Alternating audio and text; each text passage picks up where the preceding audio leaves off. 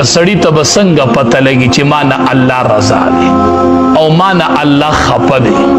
چې کله بنده نه الله خفه شي، کور تی نه علی نه، گاڑی تی نه علی نه، جیداد نه اخلاص کی نه، بیماری پیراولی نه، د الله د ناراستیا دلیل دی چې کله بنده نه الله خفه شي نو الله تی نه د سجدی توفیق والی. دی سجده التنده الله ته نه لګي، دا د الله د ناراستیا دلیل چې پنځه ټیمه د الله ته تندې لګي، شکر وباسه الله ته خوښي. او په دې پنځو ټیمو کې کله لګي او کله نه لګي، پته لګي چې الله ته ناخوښي. یو ټیم د تندې الله ځان ته نه پرېږدي، الله درنه د سحر د مانځه د سجدې توفیق اغستی. سحر د الله تندې ځان ته نه پرېږدي، معلومیږي دا الله درنه خفه شوی دی چې ستا تندې الله ته نه لګي.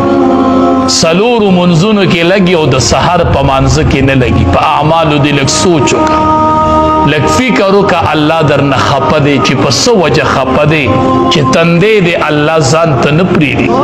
دا تندې الله بیا ځان ته نه پرېږدي. تا ته به څنګه پته لګي چې زما منځ قبول شو او که قبول نشو؟ علما وایي د یو من نه پس د بل منځ توفیق درته میلاو شو نو دا د مخکني منځ د قبلېدو دلیل. سحر مون دې وکړه، هغې پسې د ماسپښین مانځه لرالې پته لګي د سار مون دې الله ته قبول شوی و، نو هغې قبولیت د ماسپښین مانځه ته راوست. یو منځ دې وکړو بل نه کېږي، پته لګي چې دا مخکنی منځ دې الله ته نه دی. دا د سحر منځ چې مونږ نه کوو په دې لږ غور وکړئ، ټول غور وکړئ خپل ګریوان کې، هر یو تن ته به اوس پته ولګي. دوه کمۍ به کېږي د هغې د وجې نه د سحر مونځ د خلقو نه پاتې کېږي. یو خدا چې دا خلق به د ماسخوتن مونځ نه کوي ځکه به د سحر مونځ ته نه پاسي. ماسخوتن مونځ اونه کې جو الله ولا د سحر د مانځه توفیق ورنکړي، یا به د ماسخوتن مونځ کوي خو په دې مانځه کې به یې څه کمیږي، دا مونځ الله ته نه قبلیږي ځکه سحر ته نه پاسي. او یا به دې د ماسخوتن د مانځه نه پس په ګناه کې مبتلا کېږي. چرته ماسخوتن مونځ به دې کوي خو د ماسخوتن د مانځه نه پس په دې څه ګناه کوي، د هغې ګناه د وجې نه الله تندې سار ځان ته نه لګي. کنې دا کېدی نشي چې د ماسخوتن مونځ دې سړی وکړي او بیا دې ګناه ونه کړي او اوده دې شي، سحر به دې مانځه له پاسي. دا د ماسخوتن مونځ به یې سحر مانځه له پاسي. یا خو به دا بنده د ماسخوتن مونځ نه کوي نو سحر ورته توفیق د سجدې نه میلاوي، الله ولا توفیق نه ورکوي. یا به د ماسخوتن مونځ کوي خو د هغې نه پس په دې څه ګناه کوي، چېرته د هغې ګناه د وجې نه الله سار ځان ته تندې نه پرېږدي، تندې نه پرېږدي.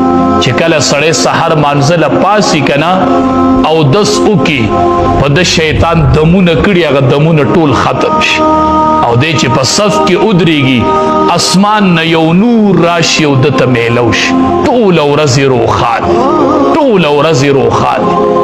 چې دا سحر مونځ یې نه یې کړی دی پاسین د شیطان هغه غوټې تې تاوي، نږدې که سم کار کوي نو هغه مران لګي، ټوله ورځ یې بده اوځي. دا د شیطان هغه دم د ده نه تو دی. نو چې په دې سوچ وکړو چې مونږ ته د سحر د مانځه توفیق نه میلاویږي، څه وجه ده؟ ماسخوتن مونځ کې کمی دی یا د ماسخوتن د مانځه نه پس په ګناه کې مبتلا کېږو، دا به وي خامخا به دا وجهی. سړی دی د ماسخوتن مونځ ښه ښکلی وکړي او ګناه دې نه کوي اوده دې شي چې سحر دې مانځه له الله پاسي که نه پاسي، ده ته توفیق میلاویږي که نه. دا د ماسخوتن مونځ به د سحر مانځه له پاسي. نو چې کله الله د بنده نه خفه شي نو الله ترې نه د سجدې توفیق والی، بیا یې تندې ځان ته نه پرېږدي.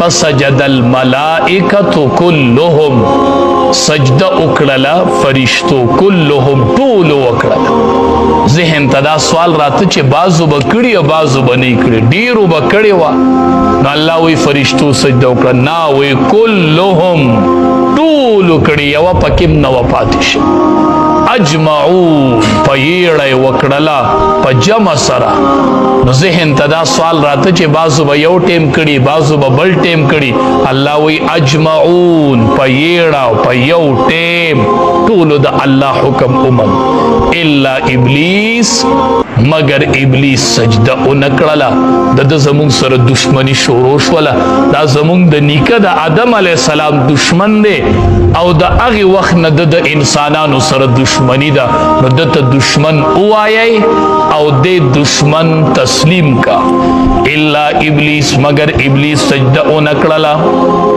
ابا انکار کو ایکون مع الساجدین چې شیدې د سجده کوونکو سره د دین انکار کو نو د آدم علی السلام سره دشمنی شروع شو فرمای و اذ قال ربک هر کله چې وی رستا للملائکه فرشتو ته انی خالق بشرا چې بشک ز پیدا کوم یو بشر لرا من صلصال د خور ټنګار کون کنا من حمئ مسنون د خټې زړې شوی بدبودارینا فاذا سويته نو چې کله ز هغه برابر کم ونفخت فيه او پوکې وکم پاغه کې مر روحي د خپل روحنا فقعوا له ساجدين پس پریوزي تاسو هغه ته سجده کوونکی فسجد الملائکه نو سجده وکړه فرشتو كلهم طول اجمعون پجمع سرا